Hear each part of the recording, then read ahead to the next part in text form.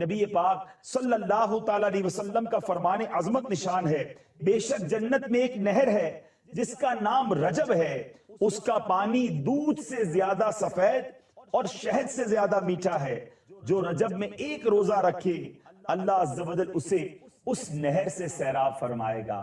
سبحان اللہ، تو خوب روزے رکھنے ہیں۔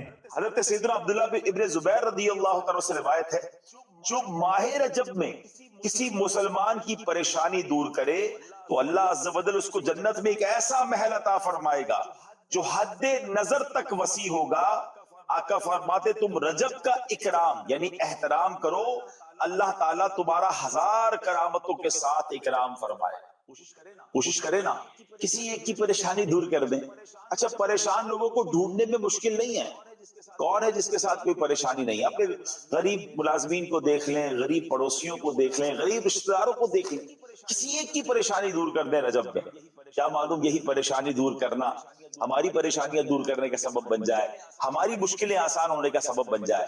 اللہ کریم اس ماہ مبارک میں اپنی رضا والے کام کرنے کی مجھے اور آپ کو توفیق عطا فرمائے۔ اللہ کی شان دیکھو، آج سائنس نے اتنی ترقی کر لی، منٹوں میں گھنٹوں میں سفر طے ہو جاتا ہے، سپر سونک ایئر کرافٹ بن گئے، آج ایسے طیارے بن گئے جو آواز کی رفتار سے زیادہ تیزی سے اڑتے ہیں۔ ہو سکتا ہے آج کا کوئی سائنسدان، کوئی سائنس کا اسٹوڈنٹ کہتا کہ ہر دور میں نبی کو ایسا معجزہ دیا گیا جو اس دور کے تمام اسپیشل لوگوں سے برتر و بالا تھا، کیا سائنس کے مقابلے میں نبی پاک کا کوئی معجزہ ہے؟ سبحان اللہ، تقریباً 1450 سال ہو گئے ہیں، معراج کا جواب سائنس کے پاس بھی نہیں ہے۔ میرے آقا کتنی دیر میں سفر کر کے آئے، بڑی تیز رفتار سفر ہو رہا ہے۔ آپ سردیوں میں جب بستر سے اٹھتے ہیں نا، چند سیکنڈز کے لیے، تھوڑی دیر کے لیے بستر گرم رہتا ہے، پھر نارمل ہو جاتا ہے، برابر ہو جاتا ہے اس کا ٹیمپریچر۔ اور کسی کے گھر میں کنڈی ہو، آج کل تو کنڈی نہیں ہوتی، لاک سسٹم ہو گیا ہے، مگر پرانے گھروں میں کنڈی ہوتی تھی، اگر دروازہ زور سے بند کریں تو کچھ دیر تک کنڈی ہلتی ہے، چند سیکنڈز کی بات ہوتی ہے۔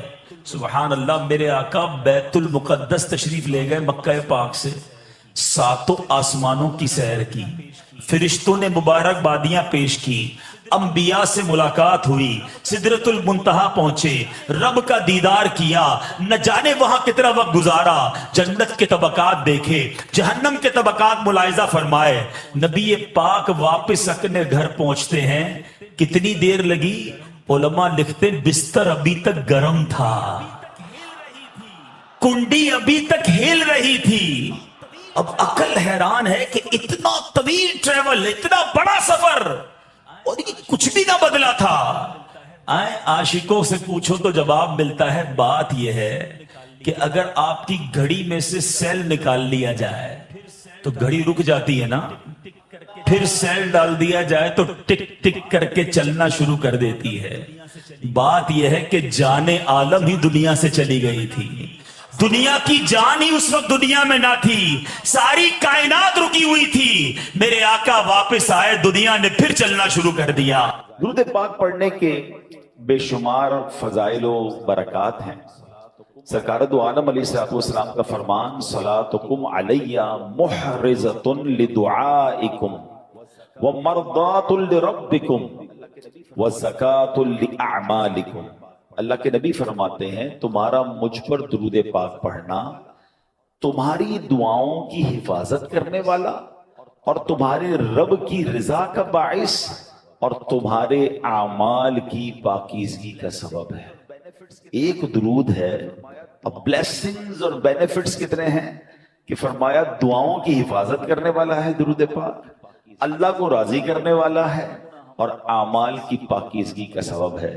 تو پھر کیوں نہ ہم کثرت سے درود پاک پڑھتے رہا کریں۔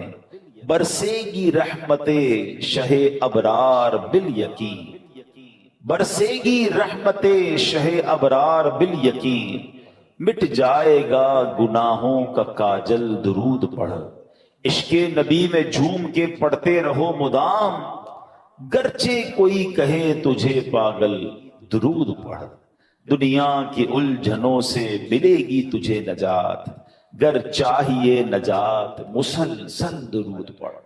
تو آئیے مل کر محبت کے ساتھ درود پاک پڑھ لیں. صلو علی الحبیب صلی اللہ تعالی علی محمد صلی اللہ علیہ وآلہ وسلم.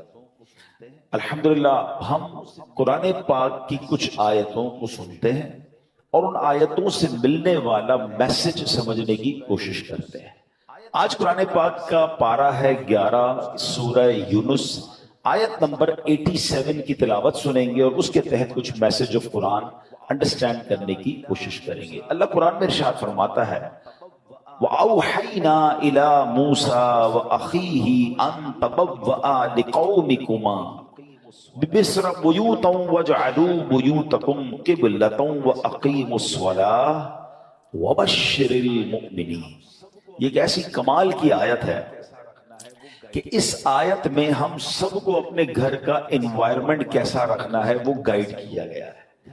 آج گھر کی ڈیزائننگ کیسی ہو، گھر کی کلر اسکیم کیسی ہو، گھر کا فرنیچر کیسا ہو، ایمبیانس کیسا ہو، ایلیویشن کیسا ہو، اس پر بہت ڈسکس ہوتی ہے.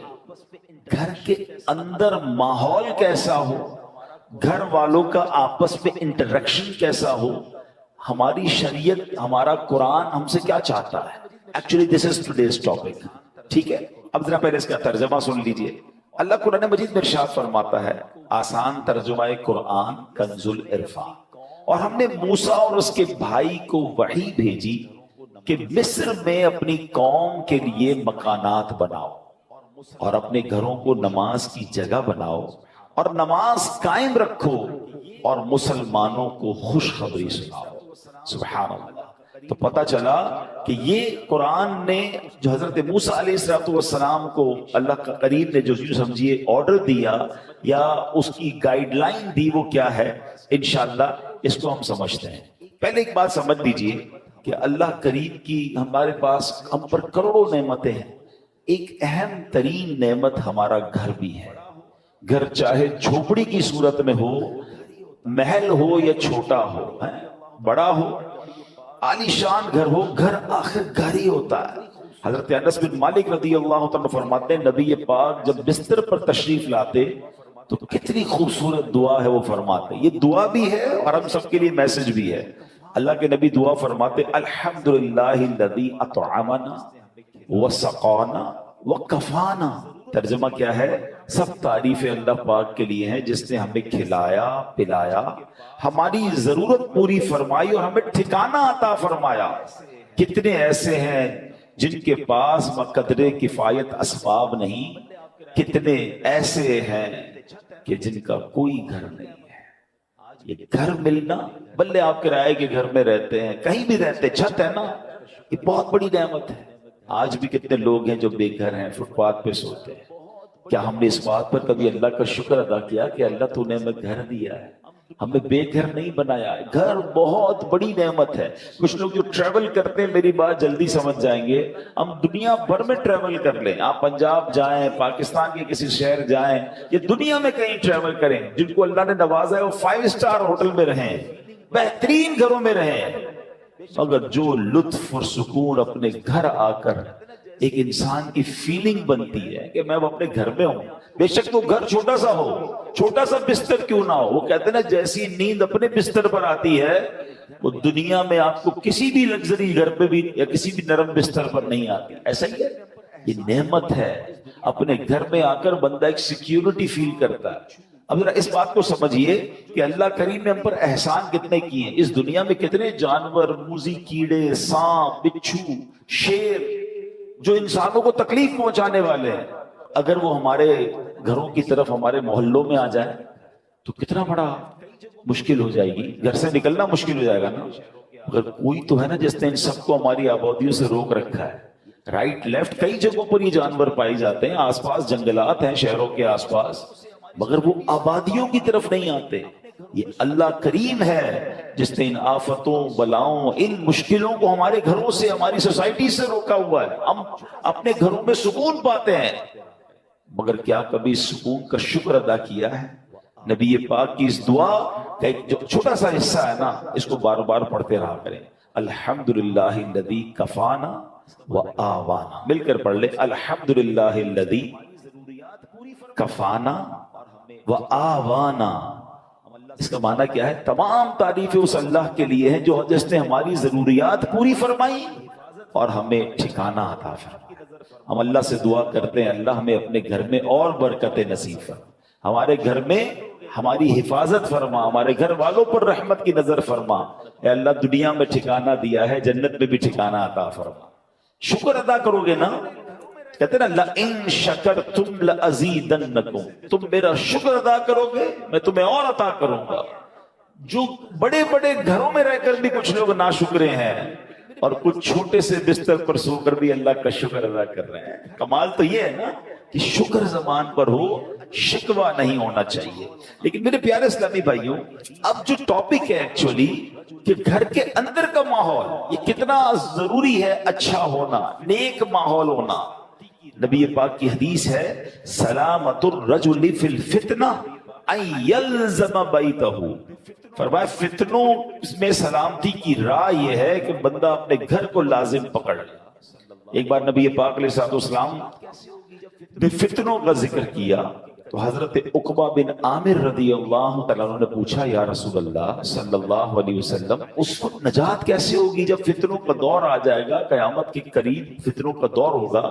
تو نبی پاک نے ایک فارمولہ دیا، آقا نے فرمایا املک علیک لسانک، جب فتنے پھیل جائیں تو 3 کام کرنا، ٹھیک ہے؟ اپنی زبان کو اپنے قابو میں رکھ، وَلْيَسَعْكَ بَيْتُكَ، تمہارا گھر تمہیں کافی ہو، زیادہ باہر نہ نکلو، گھر کے اندر وقت گزارو۔ پھر فرمایا وَبْكِ عَلَىٰ خَطِيئَتِكَ، اپنی خطاؤں پر آنسو بہاتے رہو۔ فتنوں کا دور ہو تو اپنی زبان قابو میں رکھنی ہے، اپنے گناہوں پر رو رو کر معافی مانگتے رہیں اور اپنے گھر میں رہیں۔ اچھا یہ تو حدیث پاک ہے۔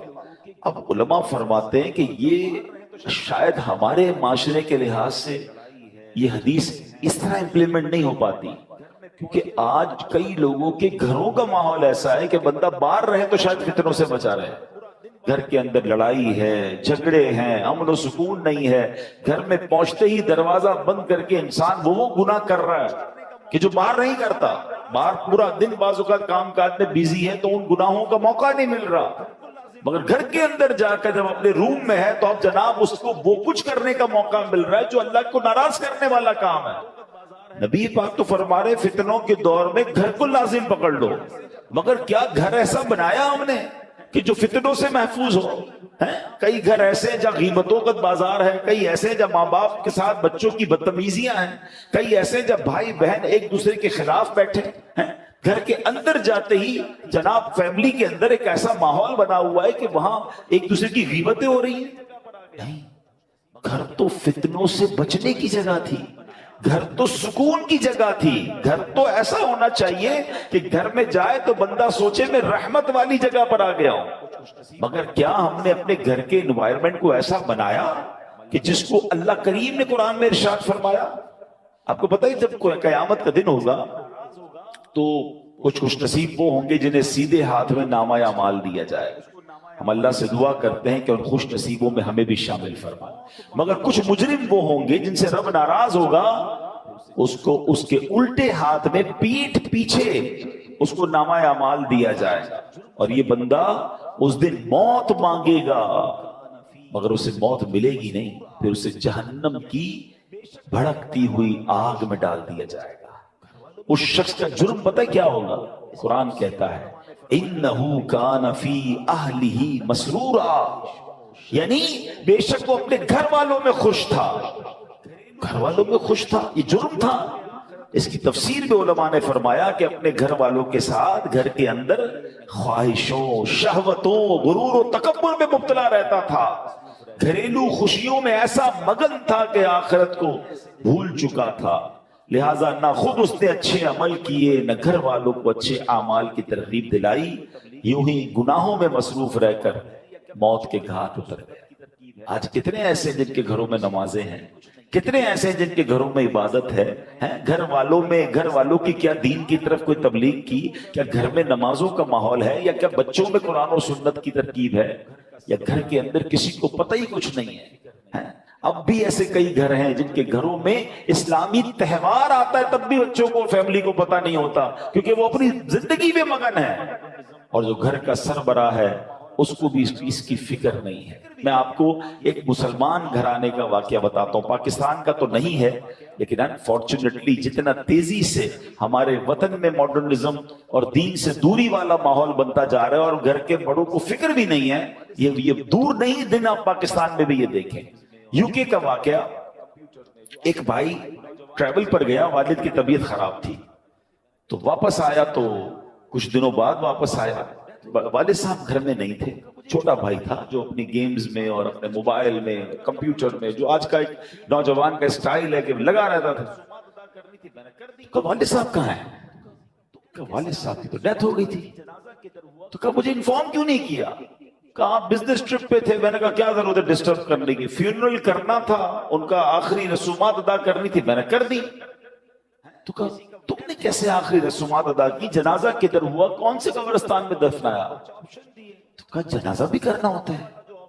میں تو گوگل پہ گیا, سرچ کیا کہ فیونرل کیسے ہوتا ہے, کسی کا ڈیتھ ہو جائے تو what we have to do. تو گوگل نے مجھے 4-5 آپشن دیے. میں نے سب سے سستا والا جو آپشن تھا ان پر کال کیا, وہ آئے اور ابو کو لے گئے, بس فنش. تو اس نے کہا یہ تم نے کیا کیا؟ آپ کو پتہ کیا ہوا اس مسلمان والد کے ساتھ؟ جب سرچ کیا کہ کس فیونرل والے کو دیا ہے, تو جو سب سے سستا آپشن تھا کہ وہ میتوں کو آگ لگایا کرتے تھے. اس نے یہ نہیں, اس کو یہ پتا بھی نہیں تھا کہ جنازہ کچھ ہوتا ہے, اس کو یہ نہیں پتا تھا غسل میت ہوتا ہے, اس کو یہ نہیں پتا تھا کہ جناب قبرستان میں دفن کیا جاتا ہے. میں مسلمان گھرانے کی آپ کو واقعہ سنا رہا ہوں جو میں نے خود جا کر سنا ہے.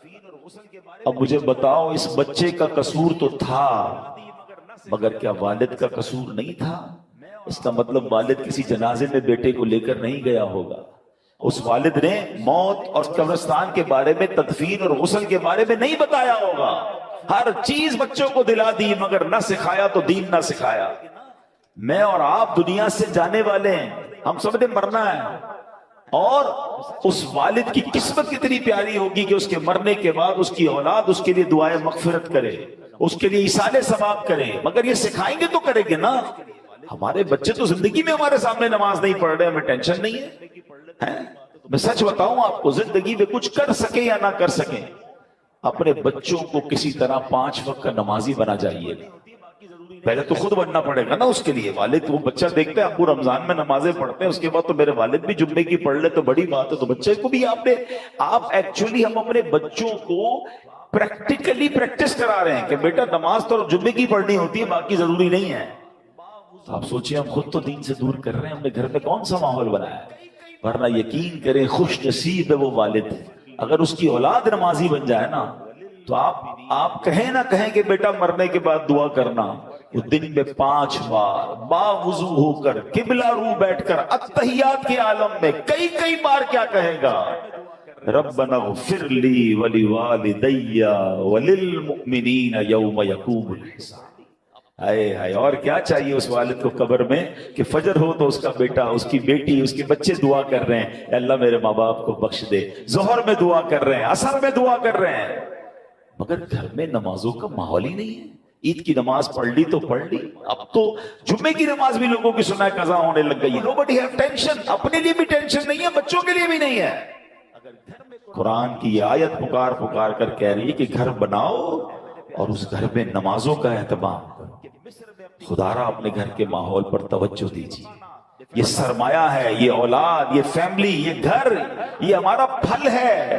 اگر گھر میں قرآن و حدیث اور نمازوں کا معاملہ ہوگا تو سبحان اللہ. اے میرے پیارے اسلامی بھائیوں, قرآن نے کیا کہا کہ مصر میں اپنی قوم کے لیے مکانات بناؤ. ناٹ اونلی مکانات, ڈیفینس میں گھر ہونا چاہیے, فلاں سوسائٹی میں گھر ہونا چاہیے. یہاں تک تو ہماری پلاننگ ہے کہ گھر اچھا ہو, بیوٹیفل سوسائٹی میں ہو. آگے قرآن کہتا ہے وَجْعَلُوا بُيُوتَكُمْ, اور اپنے گھروں کو نماز کی جگہ بناؤ اور نماز قائم رکھو. اور جو یہ کرتا ہے اس کو کیا ملے گا؟ وَبَشِّرِ الْمُؤْمِنِينَ, قرآن کہتا ہے مسلمانوں کو خوشخبری سناؤ. خوشخبری ملنی ہے, رحمتیں ملنی ہیں, عافیتیں ملنی ہیں اگر گھر میں نمازیں ہیں. اے میرے پیارے اسلامی بھائیوں, اللہ کے پیارے حبیب علیہ السلام فرماتے ہیں اجعلوا فی بیوتکم من صلاتکم ولا تتخذوها قبورا, فرمایا کچھ نماز گھر میں بھی پڑھا کرو، گھروں کو قبرستان نہ بنا دو۔ اس کا مطلب بیوٹیفل ہاؤس ہے، ایکسٹرا ایمبیانس ہے، شاندار فرنیچر ہے، سب کچھ ہے میرے اور آپ کے گھر میں، سٹینڈ بائی جنریٹرز ہیں، اور اگر نماز نہیں ہے نا تو وہ گھر قبرستان ہے۔ ہم سمجھ رہے ہیں اتنا لگژری گھر کو قبرستان، نبی پاک فرما رہے ہیں گھر میں نمازیں پڑھو۔ یہ مردوں کے لیے تو یہی حکم ہوگا کہ مسجد میں آ کے پڑھیں، مگر کچھ نوافل گھر میں بھی پڑھیں، کبھی شراط شاش پڑھیں، کبھی تہجد پڑھیں، کبھی دیگر نماز کے نوافل پڑھیں، مگر خواتین گھر کی، بچے، یعنی گھر میں اللہ کرے ایسا ماحول ہو کہ جب نمازوں کا وقت آئے تو ایک کمرے سے تلاوت کی آواز آ رہی ہو، کہیں سے نمازوں کی پتہ چل رہا ہو۔ ماشاءاللہ کتنے خوش نصیب ہیں وہ لوگ جو گھر جاتے ہو تو گھر والے نمازیں پڑھ رہے ہیں۔ اے میرے پیارے اسلامی بھائیوں، ایک اور جگہ پیارے آقا فرماتے ہیں اقربوا بیوتکم ببعد صلاتکم، یعنی کچھ نمازوں کے ذریعے اپنے گھروں کی عزت بڑھاؤ۔ آپ چاہتے ہیں نا گھر کی عزت بڑھے، آئے ہے جس گھر میں نمازیں ہوتی ہیں نبی پاک نے فرما دیا تو حق ہے اس گھر کی پورے محلے میں عزت ہو جائے۔ آج بھی دیکھیں علماء کے گھر، امام صاحبان کے گھر لوگ دعا کروانے آتے ہیں، گھر میں نمازیں ہو رہی ہیں نا، عبادت ہو رہی ہے، اللہ اس گھر کو ممتاز کر دیتا ہے۔ ہم سمجھتے ہیں ایکسٹرا لائٹ لگاؤں گا، ذرا خوبصورت ایلیویشن کروں گا، ذرا ہٹ کے ڈیزائننگ کروں گا تو وہ سب سے مشہور ہو جائے گا۔ نہیں، عزت دینے والا رب ہے، اور اللہ کے سب سے معزز بندے ہیں، اللہ کی مخلوق میں سب سے بڑھ کر عزت والے کون ہیں؟ ہمارے آقا علیہ الصلوۃ والسلام ہے۔ وہ فرما رہے ہیں کہ کچھ نمازوں کے ذریعے اپنے گھروں کی عزت بڑھاؤ۔ نماز کے بارے میں ایک اور حدیث سنو، الصلاۃ عماد الدین، نماز دین کا ستون ہے۔ مجھے بتائیں نا ہمارے گھر کے پلر نکال دیں تو گھر تو گر جانا ہے نا، یہ تو ایمان کا پلر ہے، مگر اس کی فکر نہیں۔ تو اے میرے پیارے اسلامی بھائی، ہمیں اپنے گھروں کے ماحول کو اچھا کرنا ہے، اپنے بچوں کی تربیت کی فکر کیجیے، انہیں وقت دیجیے۔ آج کل جو ماحول ہے، میں اشارہ کر کے گزر جاؤں گا، ہر تھوڑے دنوں بعد آپ کو سوشل میڈیا پر نیوزز مل رہی ہیں، الیکٹرانک پرنٹ میڈیا میں نیوز ملتی ہے کہ فلاں بچے نے فلاں کام کر دیا، فلاں نے فلاں کو قتل کر دیا، فلاں نے فلاں کو جلا دیا، فلاں اسکینڈل میں پکڑا گیا، فلاں جناب منشیات میں معاملات میں آ گیا، فلاں ڈرگز کا کام کر رہا ہے، فلاں کمپیوٹر پہ بیٹھ کے کیا کچھ کر رہا ہے، اسکیمز کر رہا ہے۔ یہ ہمارے علاقے میں، ہمارے شہروں میں، ہمارے ملکوں میں ہو رہا ہے نا۔ ہم کیوں انتظار کر رہے ہیں کہ یہ آگ میرے گھر میں جب آئے گی پھر غور کروں گا؟ اس سے اندازہ کیجئے، یہ سمپٹمز ہوتے ہیں، یہ اشارے ہوتے ہیں کہ معاشرہ کدھر جا رہا ہے۔ ماں باپ کو فکر نہیں کہ بچے گھر میں کیا کر رہے ہیں۔ اتنی دوری مت رکھیں اپنی فیملی کے ساتھ۔ یاد رکھیے کوئی بڑا ڈیزاسٹر ہو اس سے پہلے آنکھیں کھولیے نا، ہماری بچی کہاں جا رہی ہے، ہمارا بیٹا کہاں جا رہا ہے، وہ کس سے مل رہا ہے، کوئی فکر نہیں ہے۔ وہ کہتے ہیں نا اپنے بچوں کے تم دوست بن جاؤ اس سے پہلے کہ کوئی ایسا دوست بن جائے جو اس کی آخرت اور دین اور دنیا سب برباد کرے۔ بہت برا حال ہے، پلیز تھوڑا وقت دیجیے۔ اچھی تربیت، یہ تربیت نہیں ہے کہ آپ بھی نماز قضا کر رہے ہیں اور بچے بھی نماز قضا کر رہے ہیں۔ آپ بھی نمازی بنے، ہم بھی نیک بنے، آپ بھی ماشاءاللہ تلاوت کی طرف آئیں، بچوں کو ایسے پروگرامز میں لے کر آئیں، بیانات میں لے کر آئیں، مدنی چینل گھر پہ بیٹھ کے دکھائیں۔ ہم آپ کی سپورٹ چاہتے ہیں، اور یہ کیوں چاہتے ہیں؟ تاکہ مسلمانوں کے گھر جنتی گھرانے بنے نا۔ اب آخر میں ایک دعا سن لیجئے، آمین بھی کہیے گا، ہو سکے تو یاد کر لیں، ہو سکے تو ہر نماز کے بعد یہ دعا کریں، اللہم ربنا ھب لنا من ازواجنا وذریاتنا قرۃ اعین واجعلنا للمتقین اماما، آمین۔ نبی پاک کی دعا کرتے تھے، تو اپنے بچوں کے لیے، اپنی فیملی کے لیے دعا بھی کریں، لیکن یہ سب چیزیں بدلیں گی کیسے؟ جب ہم بدلیں گے، ہم اچھے ماحول میں آئیں گے۔ میں آپ کو آفر کرتا ہوں، دعوت اسلامی مردوں کے لیے اجتماع الگ کرتی ہے، خواتین کے لیے اجتماع الگ ہیں، بچوں کے لیے مدرسے الگ ہیں، اسکولز اسلامک الگ ہیں، انسٹیٹیوٹس الگ ہیں۔ ہم اگر بدلنا چاہتے ہیں اور فیملی کو بدلنا چاہتے ہیں اور اپنے بچوں کو اپنی مغفرت کا ذریعہ بنانا چاہتے ہیں، دیر از اے وے۔ آئیے اس ماحول سے وابستہ ہو جائیں۔ میں جتنے جملے کہوں گا تقریباً تمام ہی کے موضوع پر نبی پاک کی حدیث موجود ہے صلی اللہ تعالی علیہ وسلم. مثال کے طور پہ آپ بیمار ہیں، شفا چاہتے ہیں، درود پاک پڑھیے. آپ اپنی روزی میں برکت چاہتے ہیں، درود پاک پڑھیے. آپ قرضے میں ہیں اور قرضے سے نکلنا چاہتے ہیں، آپ درود پاک پڑھیے. آپ دنیا میں ذلت و رسوائی سے بچ کر عزت چاہتے ہیں، آپ درود پاک پڑھیے. آپ ٹینشن فری لائف چاہتے ہیں، کوئی مصیبت پریشانی میں پھنسوں نہ، آپ درود پاک پڑھیے. آپ چاہتے ہیں کہ مرتے وقت کلمہ نصیب ہو جائے، آپ درود پاک پڑھیے. آپ چاہتے ہیں مرتے وقت نبی پاک علیہ الصلوۃ والسلام کا دیدار نصیب ہو، اور ایسا دیدار نصیب ہو کہ کونین کے والی اپنے ہاتھوں سے قبر میں اتاریں، آپ درود پاک پڑھیے. آپ قبر میں نبی پاک علیہ الصلوۃ والسلام کے جلوے چاہتے ہیں، آپ درود پاک پڑھیے. آپ منکر نکیر کے سوالات میں ثابت قدمی چاہتے ہیں، درود پاک پڑھیے. سنو، قبر میں نبی پاک نظر آئیں اور ان کی پہچان چاہتے ہیں تو درود پاک پڑھیے. بروز محشر جب ساری دنیا اٹھے گی، آپ نبی پاک کے پرچم تلے اٹھنا چاہتے ہیں، لواء الحمد کے ساتھ اٹھنا چاہتے ہیں، آپ درود پاک پڑھیے. حوض کوثر پر بڑا رش ہوگا مگر نبی پاک کے ہاتھوں جام کوثر چاہتے ہیں تو درود پاک پڑھیے. آپ پل صراط پر گھبراتے ہوئے نہیں، ثابت قدمی سے گزرنا چاہتے ہیں، آپ درود پاک پڑھیے. اور سنو، نبی پاک کے ساتھ جنت میں جانا چاہتے ہیں تو درود پاک پڑھیے. مدینے جانا چاہتے ہیں، سرکار کے روضے میں جانا چاہتے ہیں، آپ درود پاک پڑھیے. اور سنو، میرے آقا کا دیدار کرنا چاہتے ہیں، پھر بھی درود پاک پڑھیے. اب میں نے جتنی باتیں بیان کی ہیں الحمدللہ تقریباً ان تمام باتوں کے پیچھے حدیث پاک موجود ہے. جن کا مطالعہ ہے وہ سمجھ رہے ہوں گے کہ یہ تمام بشارتیں، یہ تمام ریوارڈز، یہ تمام عنایتیں میرے آقا علیہ الصلوۃ والسلام نے احادیث میں بیان فرما دی ہیں. اب مجھے بتاؤ اور کیا چاہیے؟ ایک مسلمان کو اپنی زندگی، اپنی موت، اپنی قبر اور اپنے حشر کے بارے میں جو کچھ چاہیے میں نے سبھی تو بیان کر دیا.